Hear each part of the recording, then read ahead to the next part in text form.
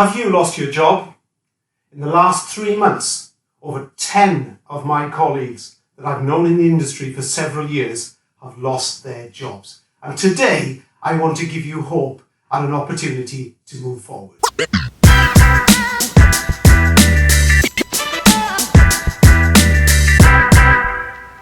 I've got to be honest, I don't know what it feels like to lose your job.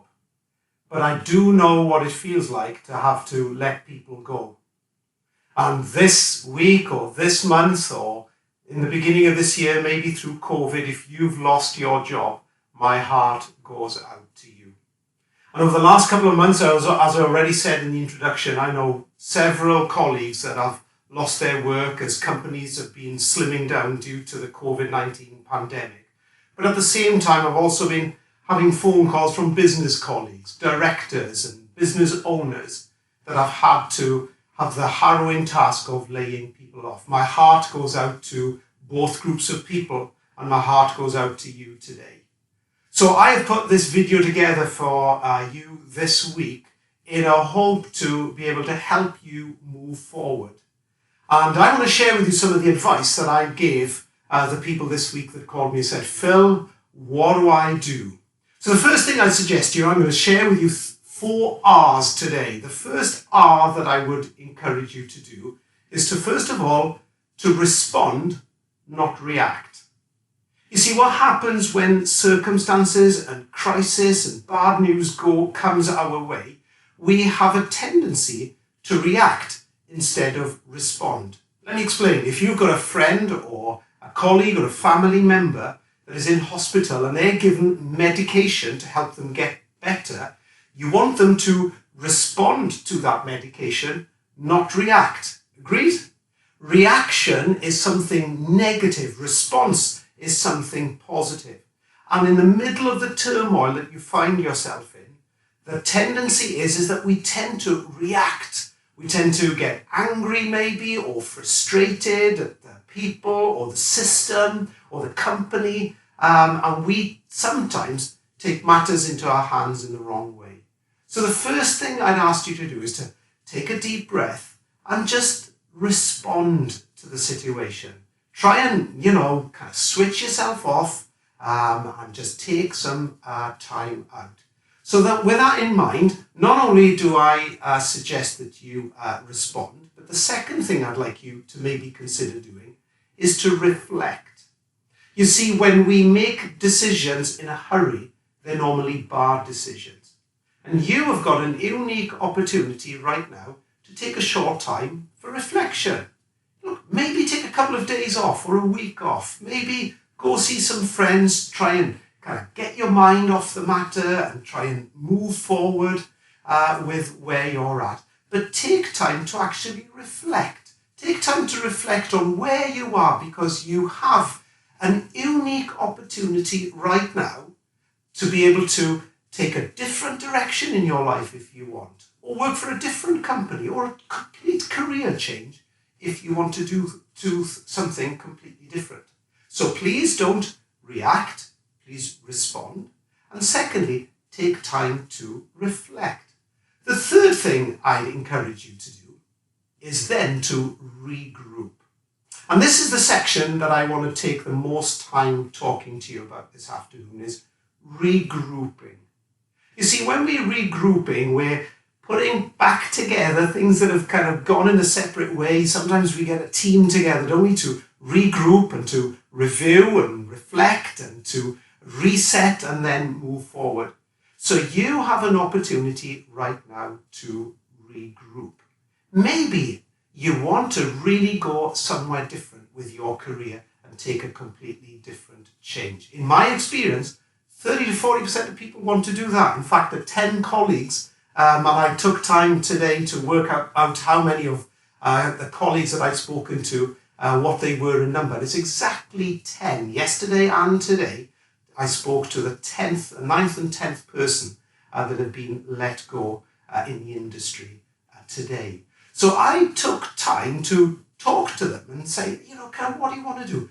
And do you know what? 3 out of the 10 want to go and do something completely different. And I forget some years ago, a young lady that was working in our sales team in one of our businesses over 15 years ago. And she decided she wanted to get out of sales and get into nursing. And we supported her in that. We said, yeah, follow your dreams. And so we helped her. We didn't lay her off, but we helped her at that time to take a different career change. I bumped into her about 3 years ago. I hadn't seen her for such a long time. And I bumped into her in a local town near me. And I said, hey, how are you doing? And she says, oh my word, was it just not the right thing for me to do, to take a new career change and go and do something else? So maybe it's time to regroup. But how do you regroup? Well, I want you to do two things today for me, if you can. So the first thing I'd like you to do is to visit a website called 16personalities.com if you've never been there. 16personalities.com. And the reason I want you to go there is so often in life I have found out that people are actually square pegs in round holes or round pegs in square holes. That people are actually never kind of chose the particular career that they are in. You know, over half of salespeople fell into sales. That's what they tell me. When I speak to them, I say, how did you get into sales? I just fell into it. So lots of people fall into the job that they are in. So I would encourage you to go to 16personalities.com because what it does, it helps you understand your mental wiring and your personality. 16 personalities tells us there's 4 groups of people in 4 subgroups. Those 4 groups are that you could be a sentinel, a diplomat, an analyst, or an explorer. And it just shows the way our minds work and how we think. So log on to 16personalities.com and take the personality test. And then what I'd like you to do is go to the strength and weaknesses part of the test and have a read of it. You'll be amazed at how it describes you to the T. And the reason for that is your mind and your brain is wired in a particular way. So that's the first thing I'd like you to do. Go and check it out, and if you want to, connect with me online or drop me a tweet or drop me an email and let me know what your personality is and what you discovered when you did it. The second thing I'd like you to do, if you want to regroup, is to get yourself a copy of a book called Now Discover Your Strengths by a guy called Marcus Buckingham. That's Marcus Buckingham, Now Discover Your Strengths. It's a fantastic book because it helps you pinpoint your strengths. And the book shows you how to work to your strengths and manage your weaknesses. So your personality and your brain wiring is one thing. Your strengths and your capabilities are another.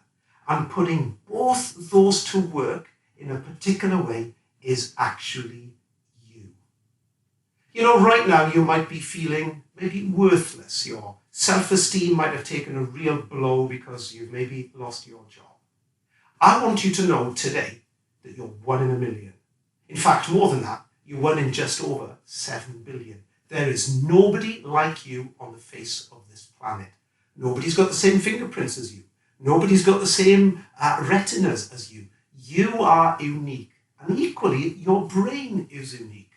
The billions of synapses that are in our brains that are forming all the connections and firing off all kinds of neurons right now make you and me into the people that we are. There's only one of me, thank God. So we are wired and shaped in particular ways for a particular purpose because of our personalities and our strengths. And when you've done that, I am hoping that it will help you regroup, that you've taken some time to reflect and taken some time to regroup so that you can move forward. So first of all, respond. Secondly, reflect. Thirdly, regroup. And then fourthly, reposition yourself. You know, when things like bad experiences have happened to people, or people have found themselves kind of taking a career change, some of it not by choice, I am amazed at how many times I look back and have discussions with people and find out how they were grateful that it happened. I remember someone once that was working for a boss that they hated, and in the end that boss fired them. Stress had gone.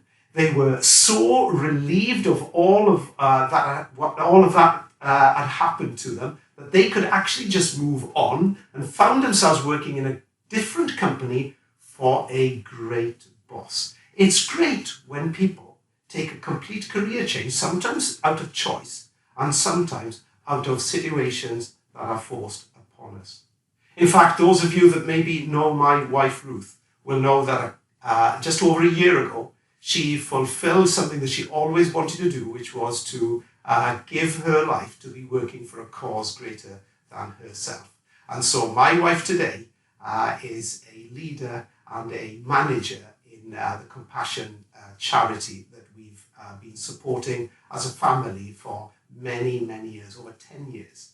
And so Ruth fulfilled a life's ambition by working for this charity. She was passionate before, but I've never seen her with the focus, the passion, the energy, and the enthusiasm that she has for this role. Why?